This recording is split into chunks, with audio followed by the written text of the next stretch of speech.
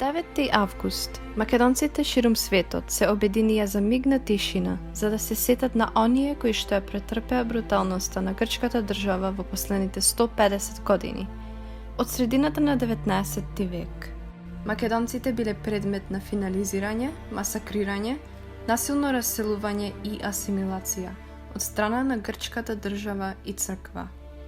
Со подпишувањето на мировниот Букурешки договор на 10 август 1913 година, Македонија била поделена, незината автономија била одбиена и половина од незината територија била заземена од страна на Грција. Ова беше национална катастрофа за Македонија, при што македонското прашање продолжува да остане вечна и непрекината борба за македонците. Стотици илјади македонци ја напуштија својата татковина, почнувајќи од 1912 година, доброволно и насилно. Да се биде македонец беше грев на битието. За да се искорени гревот, грчката држава го потисна македонскиот идентитет преку употреба на тортура и асимилација.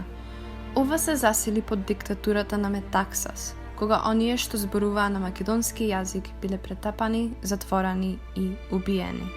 По грчката граѓанска војна, околу 44.000 македонски деца биле евакуирани во Југославија и во источниот блок, во исклучително тешки околности.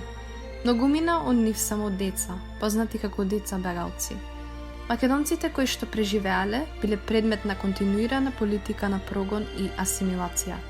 Предолгото угнетување спроведено во неколку македонски села бара македонците да се откажат од својот мајчин јазик и да преземат јазична заклетва и од тој момент зборуваат само на грчки јазик. Денес, основните човекови права им се одземени на македонците во Грција, како што е правото на само идентификација. Доста е доста.